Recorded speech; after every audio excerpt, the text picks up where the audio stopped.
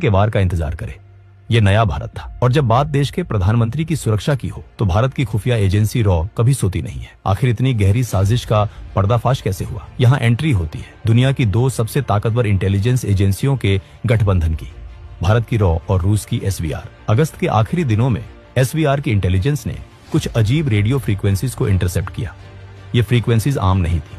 ये high level CIA encryption protocols थे जो अचानक से ढाका और उस SCO समिट के लोकेशन के बीच एक्टिव हो गए थे। रूस ने तुरंत ये जानकारी भारत के NSA अजीत डोभाल के साथ शेयर की। नई दिल्ली में आधी रात को एक इमरजेंसी मीटिंग बुलाई गई। रॉ चीफ, IB डायरेक्टर और डोभाल एक टेबल पर थे। रॉ के टॉप ऑफिसर ने डोभाल से कहा, सर, हमें कंफर्म हो गया है कि एक हाई वैल्यू टारगेट को एलिमिनेट करने की प्लानिंग हो रही है और लगता है कि टारगेट प्रधानमंत्री है। डोभाल ने कहा, अगर उन्होंने हमारे प्रधानमंत्री की तरफ आंख भी उठाई तो हम उनका वो हाल करेंगे कि आने वाली सदियों तक उनकी रूह कांपेगी।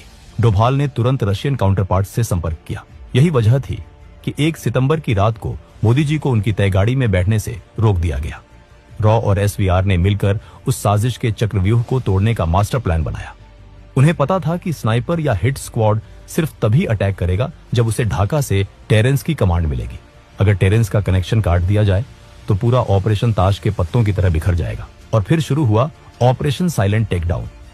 1 सितंबर 2025 ढाका का वो 5 स्टार होटल। टेरेंस अपने कमरे में बैठा आखिरी तैयारियां कर रहा था।